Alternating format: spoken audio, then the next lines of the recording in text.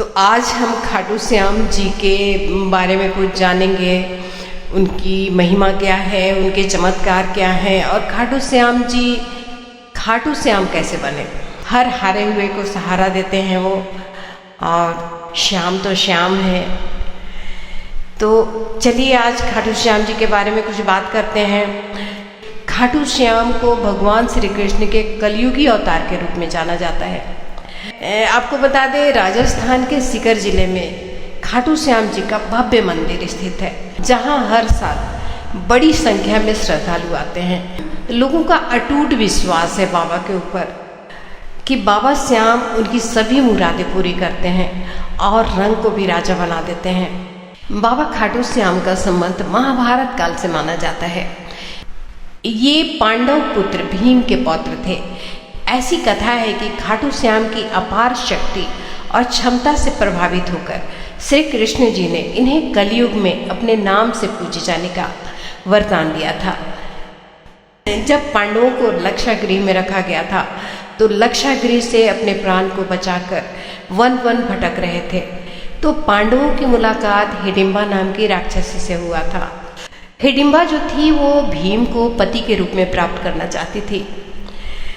पांडवों ने माता कुंती को ये सारी बात बताई, तो माता कुंती की आज्ञा से भीम और हिडिंबा का विवाह हुआ था, जिससे घटोत्कच का जन्म हुआ था। और ये हम सभी जानते हैं कि महाभारत के युद्ध में घटोत्कच मारा गया था। घटोत्कच का पुत्र हुआ था बर्बरिक, जो अपने पिता से भी शक्तिशाली और मायावी था। बर्बरिक बाल्यकाल से ही बहुत वीर और महान योद्धा थे। उन्होंने युद्ध कला अपनी माँ तथा श्री कृष्ण से सीखी थी। महादेव की घोर तपस्या करके उन्हें प्रसन्न किया और 3 अमोघ बाण प्राप्त किए। इस प्रकार 3 बाणधारी के नाम से प्रसिद्ध हुए। दुर्गा जी ने प्रसन्न होकर उन्हें धनुष प्रदान किया, जो उन्हें तीनों लोकों में विजय बनाने में समर्थ था। महाभारत का युद्ध कौरवों और पांडवों के मध्य युद्ध छिड़ चुका था। यह समाचार बर्बरिक को प्राप्त हुए तो उनकी भी युद्ध में सम्मिलित होने की इच्छा जागृत हुई।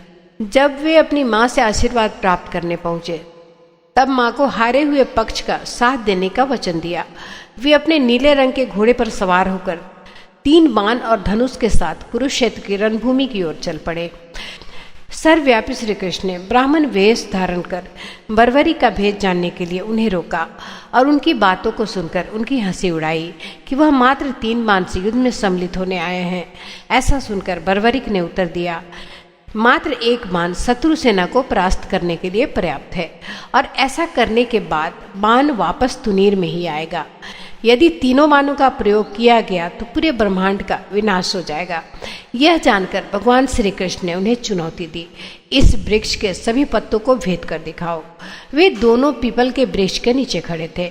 बर्बरिक ने चुनौती स्वीकार की और अपने तुनीर से एक बाण निकाला और ईश्वर का स्मरण कर बाण पेड़ के पत्तों की ओर चलाया। बाण ने क्षण भर में पेड़ के सभी पत्तों को फेंक दिया था और श्री कृष्ण के पैर के इर्द गिर्द चक्कर लगाने लगा था, क्योंकि एक पत्ता उन्होंने अपने पैर के नीचे छुपा लिया था। बर्बरिक ने कहा कि आप अपने पैर को हटा लीजिए, अन्यथा यह बाण आपके पैर को भी भेद देगा। तत्पश्चात श्री कृष्ण ने बालक बर्बरिक से पूछा कि वह युद्ध में किस ओर से सम्मिलित होगा। बर्बरिक ने अपनी मां को दिए वचन को दोहराया और कहा, युद्ध में जो पक्ष निर्बल और हार रहा होगा उसी को अपना साथ देगा। श्री कृष्ण जानते थे युद्ध में हार तो कौरवों की निश्चित है, और इस कारण अगर बर्बरिक ने उनका साथ दिया तो परिणाम गलत पक्ष में चला जाएगा। अतः ब्राह्मण रूपी श्री कृष्ण ने वीर बर्बरिक से दान की अभिलाषा व्यक्त की। बर्बरिक ने उन्हें वचन दिया और दान मांगने को कहा। ब्राह्मण ने उससे शीश का दान मांगा। वीर बर्बरिक क्षण भर के लिए अचंभित हुए, परंतु अपने वचन पर अडिग रहे। वीर बर्बरिक बोले, एक साधारण ब्राह्मण इस तरह का दान नहीं मांग सकता है। अतः ब्राह्मण से अपने वास्तविक रूप से अवगत कराने की प्रार्थना की। ब्राह्मण रूपी श्री कृष्ण अपने वास्तविक रूप में आ गए और श्री कृष्ण ने बर्बरिक को शीश दान मांगने का कारण समझाया कि युद्ध आरंभ होने से पूर्व युद्ध भूमि पूजन के लिए तीनों लोकों में सर्वश्रेष्ठ क्षत्रिय के शीश की आहुति देनी होती है, इसलिए ऐसा करने के लिए वे विवश थे। बर्बरिक ने उनसे प्रार्थना की कि वे अंत तक युद्ध देखना चाहते हैं। श्री कृष्ण ने यह प्रार्थना स्वीकार कर ली। श्री कृष्ण इस बलिदान से प्रसन्न होकर वरवरी को युद्ध में सर्वश्रेष्ठ वीर की उपाधि से अलंकृत किया। उनके शीश को युद्ध भूमि के समीप ही एक पहाड़ी पर सुशोभित किया गया, जहां से वरवरी संपूर्ण युद्ध का जायजा ले सकते थे। फाल्गुन महीना की द्वादशी को उन्होंने अपने शीश का दान दिया था। इस प्रकार वे शीश के दानी कहलाए। महाभारत युद्ध की समाप्ति पर पांडवों के बीच ही आपसी विवाद होने लगा था कि युद्ध में विजय का श्रेय किसको जाता है। श्री कृष्ण ने उनसे कहा, वरवरी का शीश संपूर्ण युद्ध का साक्षी है, अतः उनसे बेहतर निर्णायक भला कौन हो सकता है। सभी इस बात से सहमत हो गए और पहाड़ी की ओर चल पड़े, जहां पहुंचकर वरवरी के सिर ने उत्तर दिया कि श्री कृष्ण ही युद्ध में विजय प्राप्त कराने में सबसे महान पात्र हैं।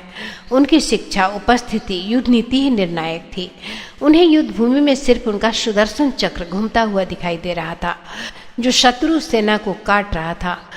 महाकाली श्री कृष्ण के आदेश पर शत्रु सेना के रक्त से भरे प्यालों का सेवन कर रही थीं। श्री कृष्ण वीर वरवरी के महान बलिदान से काफी प्रसन्न हुए और वरदान दिया कि कलयुग में तुम श्याम नाम से जाने जाओगे, क्योंकि इस युग में हारे हुए का साथ देने वाला ही श्याम नाम धारण करने में समर्थ है। उनका शीश खाटू नगर वर्तमान राजस्थान राज्य के सीकर जिला में दफनाया गया, इसलिए उन्हें खाटू श्याम बाबा कहा जाता है।